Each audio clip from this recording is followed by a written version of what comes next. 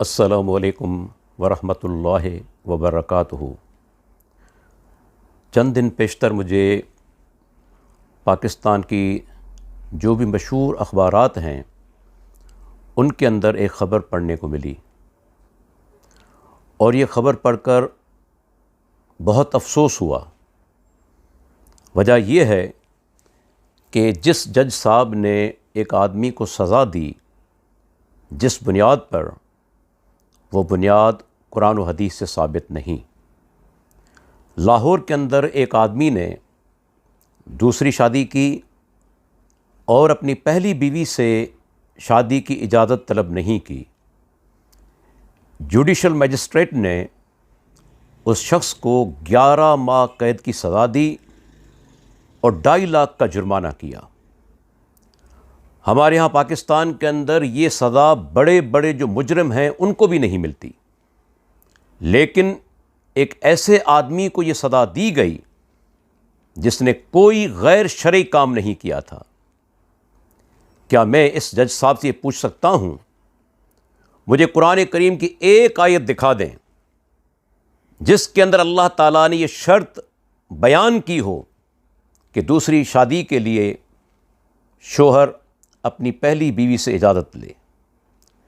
کیا اللہ کے پیارے پیغمبر کی ایک حدیث موجود ہے صحیح سند کے ساتھ کہ شوہر دوسری شادی کے لیے اپنی پہلی بیوی سے اجازت لے؟ اللہ اکبر۔ صحابہ کرام رضی اللہ عنہم، انہوں نے کئی شادیاں کی، انہوں نے بہت سارے نکاح کیے، ایک وقت پر 4 شادیاں، لیکن کیا کوئی ثبوت ہے کہ کسی صحابی نے دوسری شادی کے لیے پہلی بیوی سے اجازت طلب کی ہو؟ اللہ کے پیارے پیغمبر محمد الرسول اللہ صلی اللہ علیہ وسلم نے ایک سے زیادہ نکاح کیے۔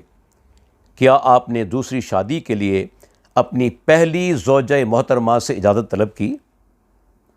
جو چیز قرآن و حدیث کے اندر بیان نہیں ہوئی اور اس بنیاد پر کسی آدمی کو یہ سزا دینا کہ اس نے پہلی بیوی سے اجازت طلب نہیں کی، مجھے بتائیں کہاں کا انصاف ہے؟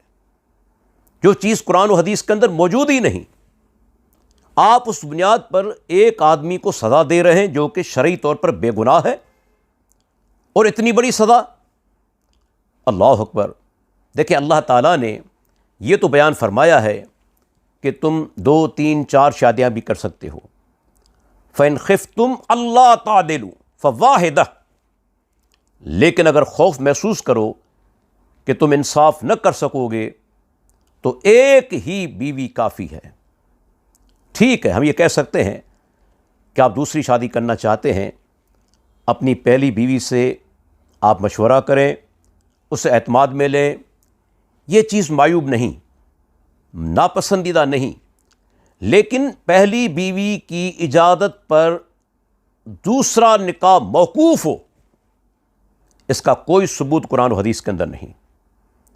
آپ دیکھیں میرے سامنے یہ پاکستان کا آئین موجود ہے، اور اس کا آرٹیکل نمبر 227، اوپر ٹاپک ہے اسلامک پروویژنس۔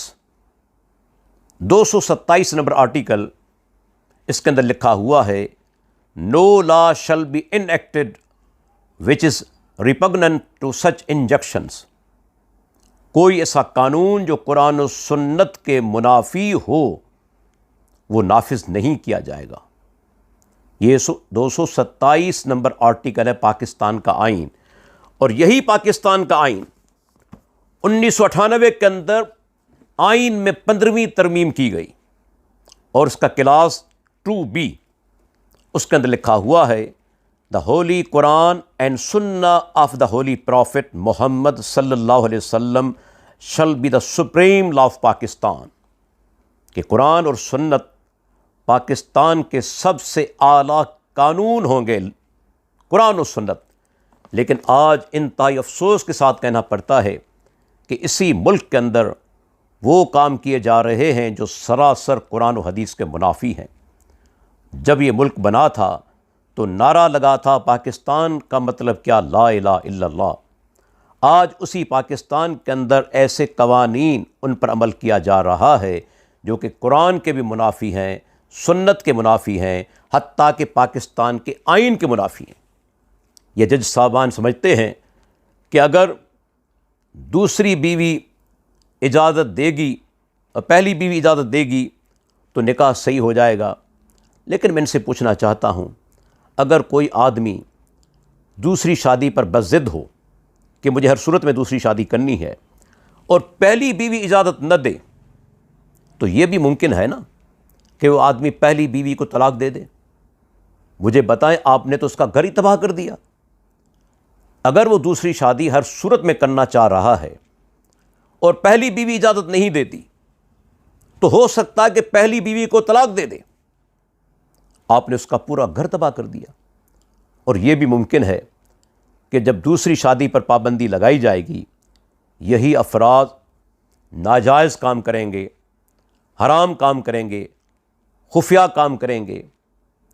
ہماری قوم اس چیز کو برداشت کرنے کے لیے تیار ہے کہ حرام کام تو ہوں لیکن قرآن و سنت کے مطابق عمل نہ ہو۔ کتنے افسوس کی بات ہے، آج ہمارا معاشرہ انارکی کا شکار ہے۔ ہم جو زندگی بسر کر رہے ہیں، کوئی سکون نہیں، اطمینان نہیں۔ اس کی سب سے بڑی وجہ یہ ہے کہ ہم خود قرآن و سنت کے منافی عمل کر رہے ہیں۔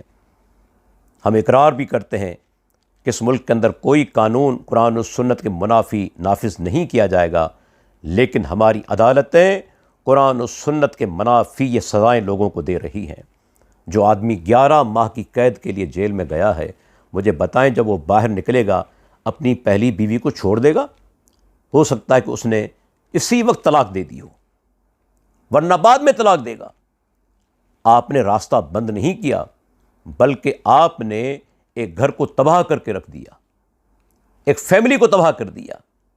کبھی سوچا کہ جو ہم سزا دے رہے ہیں، کیا یہ شخص قرآن و سنت کے مطابق اس کا حقدار ہے؟ یہ 11 مہینے جو قید کے اندر رہے گا، اس کی جواب دہی کون کرے گا؟ اللہ کے بندو، اللہ سے ڈر جاؤ۔ یہ زندگی ہمیشہ نہیں رہنی، ایک دن موت آنی ہے۔ وہ کام کرو جو کہ قرآن و سنت کے مطابق ہو۔ اللہ تعالیٰ نے تمہیں عہدہ دیا ہے، اس کا یہ مقصد نہیں کہ اپنی مرضی سے فیصلے کیے جائیں، بلکہ قرآن و سنت کی روشنی میں فیصلے کیے جائیں۔ اللہ تعالیٰ سے دعا ہے کہ اللہ تعالیٰ ہمارے ملک کے جو ذمہ داران ہیں ان کو صحیح سمجھ دے، ان جج صاحبان کو صحیح سمجھ دے کہ وہ جو بھی کام کریں قرآن و سنت کے مطابق ہو۔ السلام علیکم ورحمۃ اللہ وبرکاتہ۔